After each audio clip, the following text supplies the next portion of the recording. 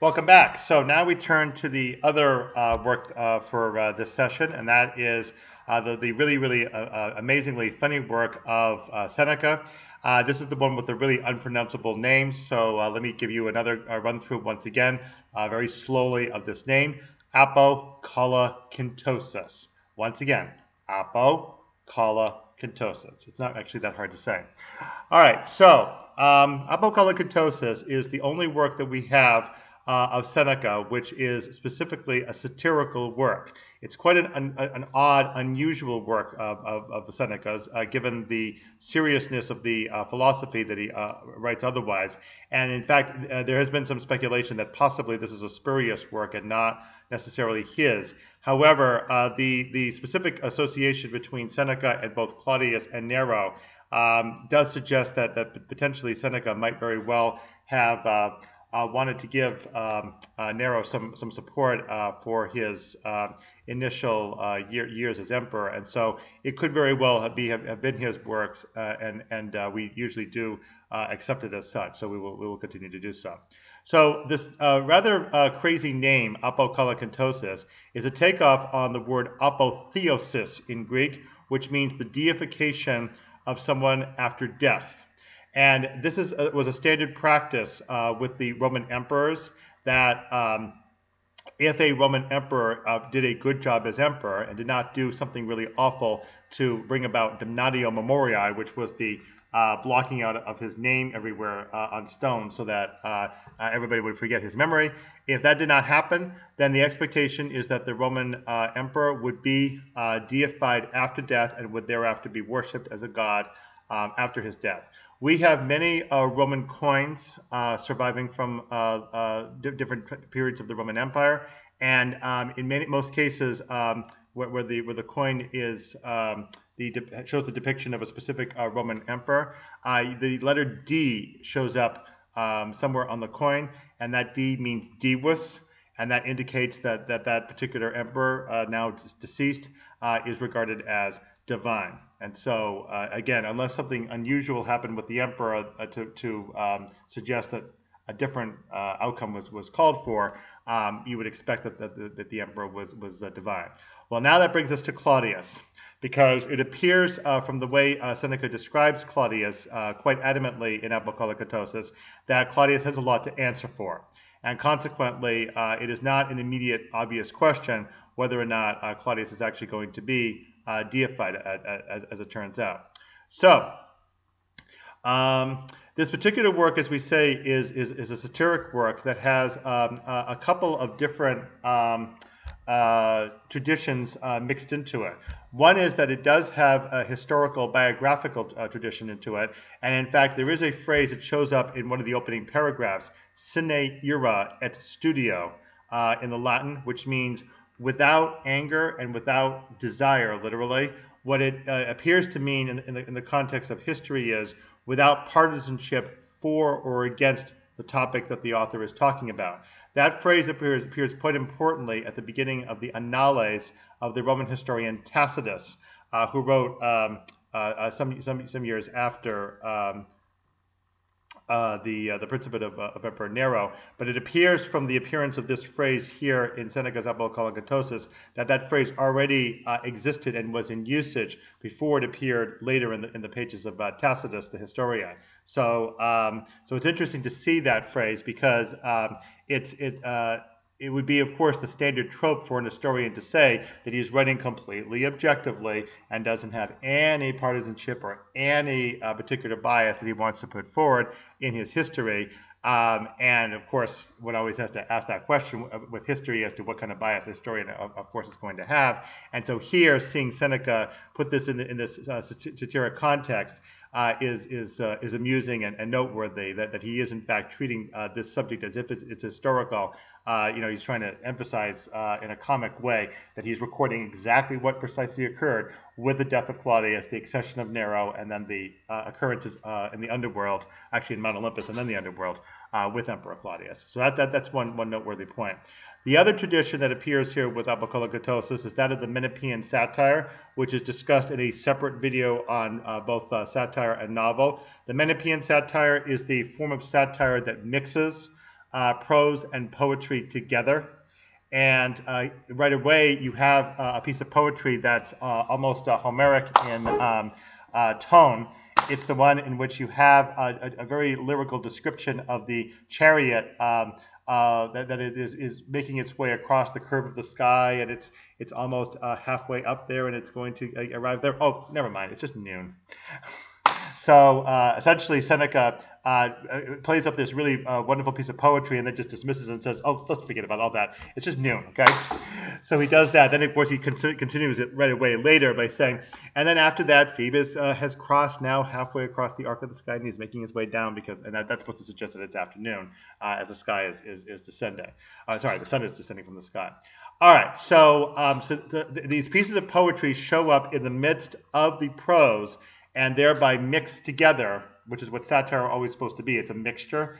They mix together the prose and the poetry together. And again, we have a separate video that describes that tradition of what's called Menippean satire, the prosy metric style of satire. Now, one of the most impressive poems I'll just mention, and then we'll go back and talk about the plot, is the Ode of the Fates. So you may remember all the way back in Catullus' Carmen 64 that there was an Ode of the Fates there in which when Peleus is being married to Thetis, these are the parents of Achilles, remember, for the Trojan War, that the Fates are forecasting what's going to happen as a consequence of this particular marriage. Remember that that's a bit fishy because of the way that Jupiter arranged for Thetis to get married to the mortal Peleus so that Jupiter wouldn't connect with her and then carry out that oracle saying that he'd get overthrown by his son. So that marriage also, remember, did not end well. It ended in divorce between the two of them. But here we have the Fates who are celebrating that marriage, and they mention along the way the child Achilles who is going to be born and will eventually bring bloodshed to the land around Troy as he leads the Greek army against Troy. So here you have the Fates who sing the ode there. Now when you come to this work, Apocalyptosis, you have the Fates once again singing an ode, and this time, however, it is a piece of poetry describing how Apollo, who is in favor of Nero, approaching the Fates and saying to them, why don't we get Claudius finally dead and get Nero into power? Okay. And at first the Fates, this is the point when Claudius, by the way, is on his deathbed and he's making rather obnoxious noises from a certain area of his posterior. I'll leave that for you to notice. And so Apollo approaches the Fates and says, isn't it time to finally let go of Emperor Claudius? And the Fates say, oh no, we can't do that yet. There's a whole bunch of foreigners that Claudius hasn't given away the Roman citizenship to. And that's a satirical point that Claudius gave away willy-nilly Roman citizenships as favors to all sorts of foreigners who probably didn't otherwise earn them. And then Apollo says, no, listen, really, it's time. He's really too old. We've got to get Nero in power. Claudius has totally ruined the empire. Let's get Nero in. And so finally the Fate says, oh, okay. So she cuts the thread, and that kills Claudius.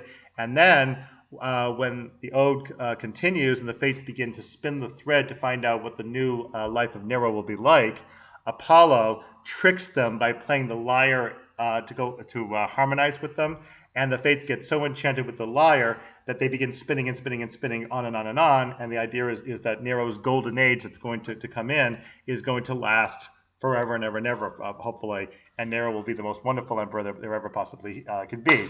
And of course, we know the irony after the fact of how Nero's reign actually turned out, as we discussed in another video. This particular ode has some echo also previously with Virgil. You may remember Virgil's 4th eclogue. Altogether, he wrote 10 of them. Here's 10.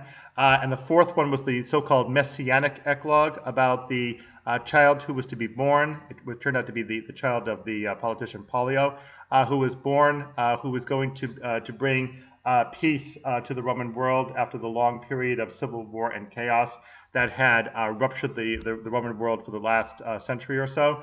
And so this child was going to bring peace and basically initiate a new golden age, which was, as it turns out, in fact, almost true, since there was, in fact, the golden age and the Pax Romana not too long after the composition of that eclogue.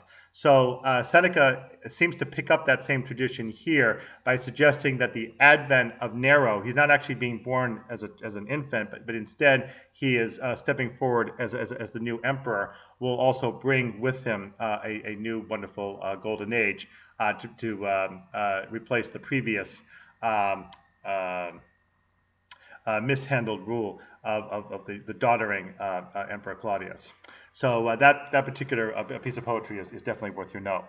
All right, so let's go back now and explain exactly what is actually going on in this piece. So we have Claudius's deathbed scene. As we say, he gets kind of noisy from his posterior as he's actually dying. So Claudius gives up the ghost, basically, and Nero comes into the accession.